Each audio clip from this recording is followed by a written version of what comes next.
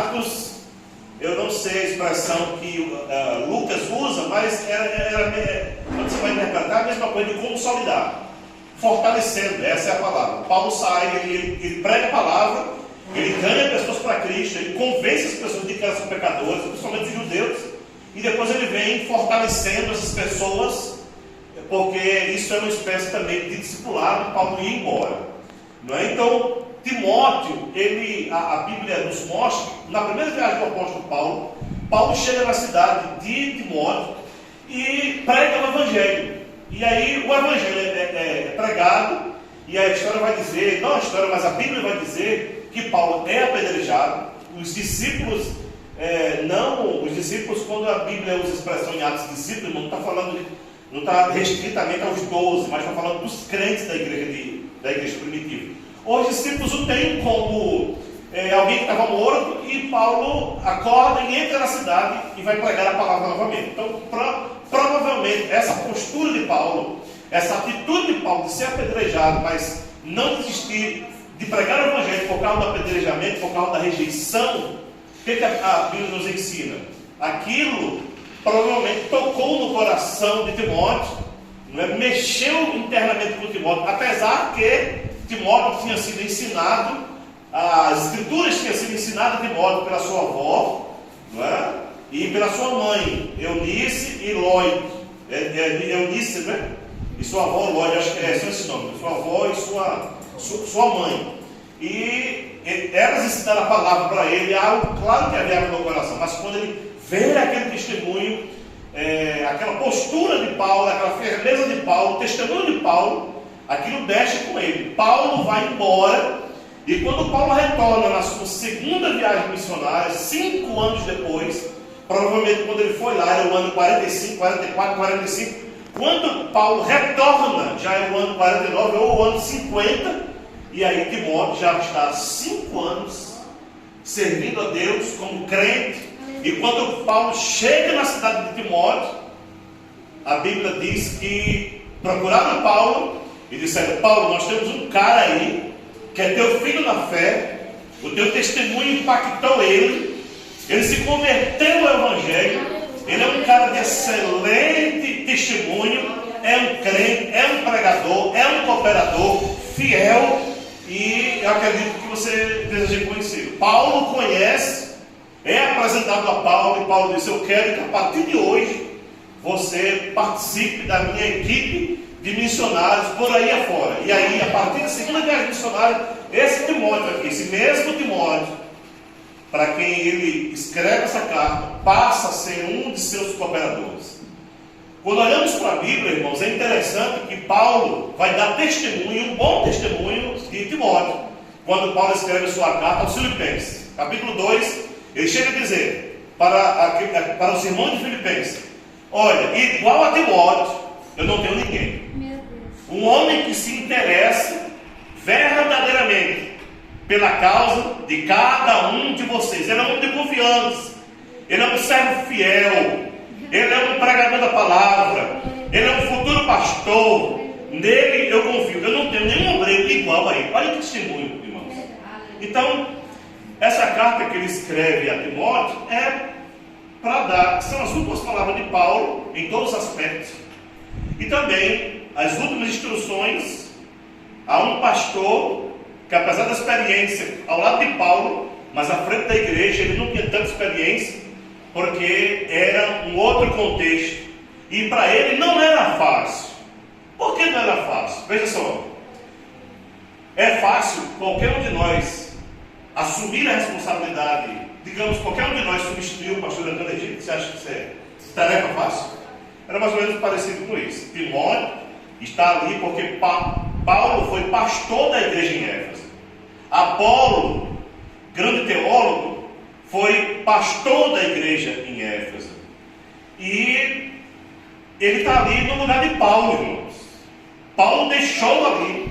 Você imagina o que é substituir o cara que escreveu a metade do Novo Testamento, que compilou as doutrinas, considerado o maior teólogo de todos os tempos, até hoje, o apóstolo Paulo. Você acha que foi fácil para Timóteo? Então, Paulo vai dar as últimas instruções ao ao pastor Timóteo. E aqui no capítulo 4, meus irmãos, que nós ainda não lemos, nós vamos ler, nós temos até meia-noite, não é isso? Pronto, muito bem. Vamos lá. O texto que a gente não leu ainda nesse versículo 4, a gente vai correr um pouquinho para a gente chegar onde eu quero, para a gente chegar onde eu quero chegar, arredondando aqui, né? Vamos lá. Esse texto do capítulo 4, meus irmãos, são as últimas palavras de Paulo. Que contexto é esse? Paulo está preso. Paulo está preso numa masmorra, numa cela fria, abaixo do chão. Alguns chegam a dizer que talvez estivesse a 8 metros abaixo do chão. Ali, desculpe-me, eu vou ser bem para que você possa entender. Ali ele defecava, ali mesmo, tem um buraco lá. Quando você procura no YouTube, você vai ver o sanitário. Antigamente no interior não era vaso sanitário, era uma pedra quadrada, era um buraco. Lembra? Vocês são velhos. Pronto, o banheiro era mais ou menos aquilo ali, aquele buraco. Ficava desculpe mesmo, eu usar essa expressão para você poder entender. E ali mesmo ele defecava, ali mesmo ele fazia suas necessidades. Por ser abaixo do solo, era um lugar frio, e a história conta, irmãos, que você só tinha uma entrada, não tinha entrada de luz solar. Só tinha uma entrada, ou o cara entrava por uma escada, ou por uma cômoda.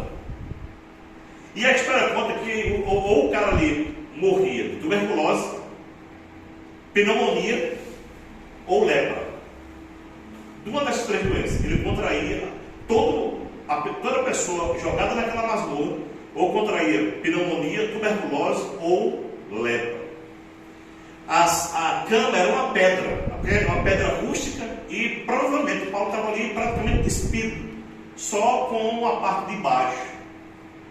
Veja que o texto no capítulo 4, a partir do versículo 9, olha só, Paulo faz, não vai dar tempo para falar tudo, mas Paulo faz alguns pedidos a Timóteo, não é? Ele pede Timóteo ele faz alguns pedidos a Timóteo. Olha, um dos pedidos que Paulo faz, está no versículo 13, acompanha aí, por gentileza, capítulo 4, verso 13, quando o apóstolo diz o seguinte, olha, a capa que deixei em Troade com Carpo, quando vieres, traze contigo. Uma das primeiras coisas que ele pede, a primeira coisa que ele pede aqui no versículo 13 é o seguinte: traze a capa. A história diz que o inverno estava se aproximando, ele sabia que o inverno era pesado. E essa capa, irmãos, era feita de pele de carneiro, feita lá numa fábrica, lá em Colossos. E Paulo ganhou de um irmão de Colossos, da cidade de Colossos. Um irmão, provavelmente, que trabalhava numa fábrica, pegou fez ou comprou lá e deu a Paulo, porque era um casaco que realmente protegia a pessoa do frio. Paulo está desprotegido, e veja que a primeira coisa que ele pede aqui no versículo 13 é o seguinte: olha, traz essa capa aí, feita de pele de carneiro, para eu poder me aquecer, porque o inverno está chegando e eu vou morrer de frio se eu estiver desprotegido. Paulo pede isso. Olha no versículo 13, a outra coisa que ele pede, além da capa, versículo 13, ele diz o seguinte: traz também os livros. Traz a capa para eu me proteger do frio, traz os livros. Que livros eram esses? Eram cópias das cartas dele, que estavam de posse, nas mãos de Timóteo. Eram cópias das cartas dele. Traz aí. Terceira coisa que ele pede no versículo 13, meus irmãos. Ele diz: especialmente, a King James diz aqui, especialmente os pergaminhos. O que são os pergaminhos aqui? Os pergaminhos aqui eram réplicas, eram cópias do livro sagrado, ou seja, da Bíblia, mais precisamente do Antigo Testamento. Irmão, o cara está quase despido, doente, abandonado, lá, humanamente abandonado, mas ele ainda eu acho que é o comentarista do Comentário Esperança, ele diz o seguinte, que aqui ele interpreta como Paulo está numa situação daquela, preso, abandonado humanamente, doente, num lugar extremamente desconfortável, condenado à morte, porque ele está aqui condenado à morte, injustamente, e ainda tem mais esse agravante, injustamente, mas o comentarista disse que ele ainda pensava em escrever. Você já percebeu que às vezes a gente quer parar, irmãos, por tão pouco? Qualquer coisinha que a gente quer desistir, qualquer coisinha que a gente quer parar. Você já percebeu que nós fazemos às vezes uma tempestade dentro do copo d'água? Você já percebeu que às vezes a gente superpotencializa, ou a gente potencializa coisas que são tão pequenas, mas a gente faz aquela coisa tão pequena, tão grande, não é? E às vezes a gente está no meio, parece que daqueles 10 espias, mas não vendo as coisas como Josué e Caleb. Às vezes a gente não está vendo como deveria, como Josué e Caleb viram, enxergaram, mas às vezes a gente está como aqueles 10 espias, não é? E ele estava preso, e como é que alguém preso numa situação dessa, condenado, ainda pensava, claro que a gente não pode afirmar, não é? Mas o cara, naquela situação, ainda pensava em ler a Bíblia, em meditar na Bíblia, em guardar a Bíblia, está preocupado que ele traga a Bíblia. Tudo bem, a capa para se proteger, mas ele queria a Bíblia, ele queria ainda escrever.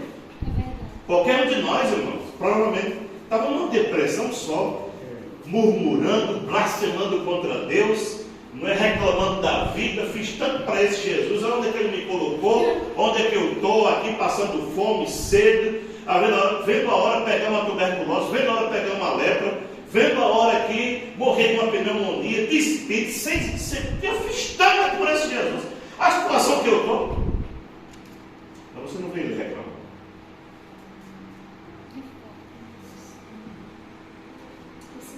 Mas eu queria, para não deixar de falar daquilo que está aqui no meu coração, é interessante, meus amados, que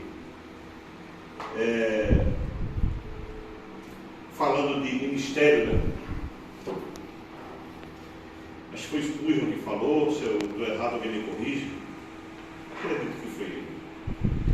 Que ministério é para aqueles que não conseguem viver sem. Bom, às vezes, como eu estou agora na sede, né, vocês amados sabem que nós estaremos lá só até dezembro, né? Nós estamos indo para um outro ministério.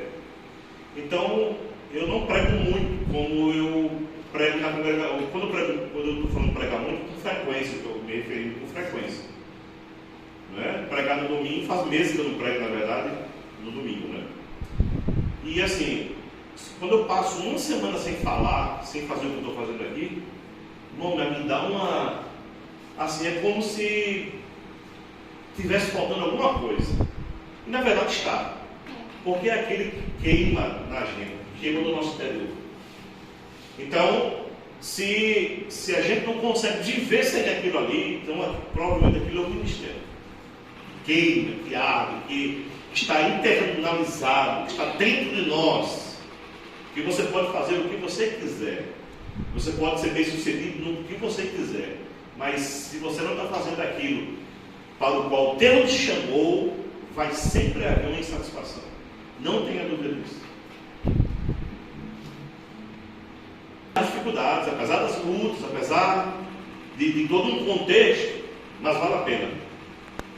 Eu vejo pessoas dizendo assim, Deus me livre de ser pastor. E aí eu digo, você diz isso porque você não foi chamado para isso. Porque não tem um homem na Bíblia, eu cito aqui, não tem um homem na Bíblia que Deus não tenha chamado para ele dizer assim, tá, estou aqui pronto, pode contar comigo. Todos eles botaram dificuldade. Moisés colocou dificuldade, Jeremias colocou dificuldade, Gideão colocou dificuldade, e tantos outros colocaram suas justificativas.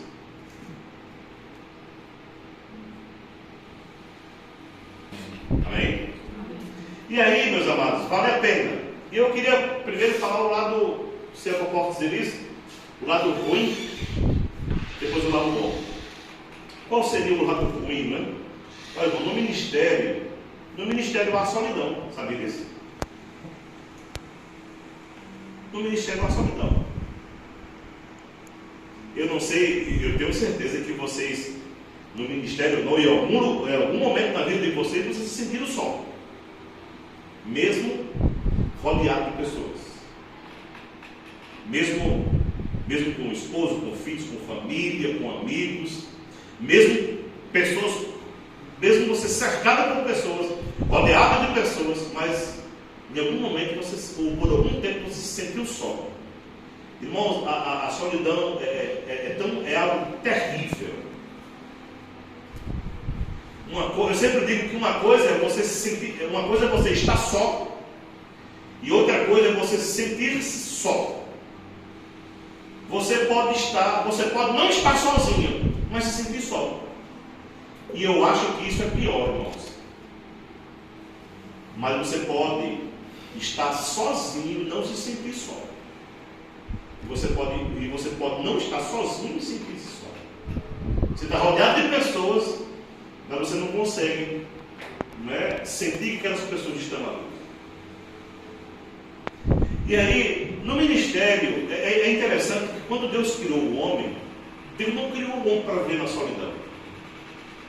A teologia diz que Deus criou o homem com um propósito tríplice. Deus criou o homem com um relacionamento tríplice, ou propósito, um relacionamento tríplice. Primeiro, para se relacionar com Ele. Segundo, para se relacionar com o próximo. E terceiro, para se relacionar com a natureza. E pode perceber que a gente não só se relaciona com Deus, a gente se relaciona com o próximo, ou com as pessoas que estão ao nosso redor, com a nossa família, com amigos, na escola, no supermercado, em casa, na viagem, não importa. E a gente se relaciona também. Não é? Quantos aqui não gostam de animais, não tem animais em casa, não fala com cachorro, fala com gato, fala com papagaio, fala com periquito, não é? Fala como parece uma pessoa, e às vezes alguns de nós até tratamos o gato agora é da família, né? Quantos nós gostamos de plantas? Então, sabe por quê? Não? Porque está dentro de nós. Deus nos criou primeiro para nos relacionarmos com Ele, Deus nos criou para se relacionar com o próximo, Deus nos criou também para nos relacionarmos com a natureza. Então veja que Deus não criou o homem para viver só. Quem quer que o homem viva só, esteja só e se sinta só e se isole, é o diabo. Veja que um dos sintomas ou consequências da depressão é a pessoa isolar-se. É a pessoa não querer ver ninguém. É a pessoa não querer comer, não querer tomar banho. É a pessoa que está num quarto, com a porta trancada, em cima de uma cama, chorando, se lamentando, colocando a culpa em Deus, passando. Então, o diabo vai matando aquela pessoa. Deus não nos criou para viver sozinhos, mas sim para nos relacionarmos com Ele, com as pessoas e com a natureza. Mas às vezes, irmãos, no ministério, na vida, há solidão. Porque quando eu olho para esse texto aqui, vamos lá, agora vamos ler, tá bom? Hoje de beleza. Capítulo 4, do verso 9 ao verso 11, diz assim, do 9 ao 11, diz assim: procura vir ter comigo depressa. Quem é que está pedindo a quem para vir depressa? Quem é, irmãos? É Paulo que está pedindo a Timóteo, seu filho na fé, para que ele venha o quê? Depressa, rápido. Que ele não demore, que ele não perca tempo. Por que ele quer que Timóteo venha depressa? E aí ele vai dizer no versículo 10, quem conhece bem português sabe que porquê aqui junto, sem acento, ele vai explicar o porquê que ele quer que Timóteo venha depressa. Por quê? Primeiro, porque Demas me desamparou. E aí ele vai dizer, que Demas era um cooperador de Paulo. E ele vai dizer o que foi que Demas fez. Demas amou este mundo presente e partiu para Tessalônica. Meus irmãos, alguns chegam a dizer que amar o mundo aqui era voltar para o mundo. Mas a maioria interpreta que amar o mundo aqui não é voltar para o mundo. mas sim, nesse contexto aqui, abandonaram o ministério.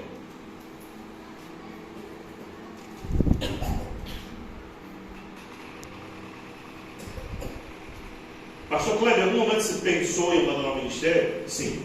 Hoje eu não penso mais não. Pensava quando era imaturo, mas por muitas e muitas vezes.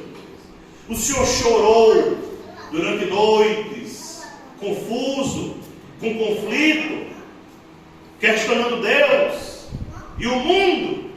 Sim, normal isso na vida de todos nós. Há momentos de dúvidas, há momentos de conflito. Eu cheguei a dizer: Deus, quando tu me chamou, tu estava equivocado. Eu acho que nesse dia tu não estava bem. Falei isso para Deus uma vez. E Paulo aqui diz: porque Deus me desamparou. Ele abandonou o ministério. Ele foi embora para Tessalônica. Ele fala sobre o segundo cooperador. Crescente foi para a Galácia. Tito para Dalmácia. E aí no versículo 11, ele diz o seguinte: só Lucas está comigo. Quem é esse Lucas aqui que ele está dizendo que está com ele? É o escritor do Evangelho de Lucas, é o médico. Ele diz: todos me deixaram por motivos bons, por necessidade, no meu caso de Tito, mas outros por algo que não justificava, mas somente Lucas está comigo. Quando ele diz somente Lucas está comigo, não é, Lucas não está preso com ele não, irmão. Ele não está na prisão, não. Até porque naquela época se denominar amigo de Paulo já era uma coragem muito grande. Por quê? Porque ia sofrer também represália e perseguição, só pelo fato de ser amigo de alguém que foi condenado, está sendo acusado, foi condenado de fazer parte de um grupo que tocou fogo em Roma. Porque nesse momento aqui, quem está governando o mundo, Roma, é Nero. E Nero tocou fogo em Roma e jogou a culpa nos cristãos. E Paulo, por ser um dos líderes, Paulo está ali, preso, porque está sendo acusado de ter liderado um grupo que tocou fogo em Roma. Injustamente. A gente, às vezes, alguns de nós mesmo passa por essas coisas tão pequenas, que não sofre não, meus irmãos. Não sofre no Brasil que nós levamos jeito. Degolado, decapitado, queimado. Lá no Coliseu, dizia: como é que pode isso? Estão morrendo, os leões estão comendo, estraçalhando, eles estão cantando, dizendo glória a Deus. O fogo está queimando eles, estão crucificados, eles estão glória a Deus. Eu quero os maiores, as piores épocas de perseguição contra a igreja foram períodos em que mais a igreja cresceu.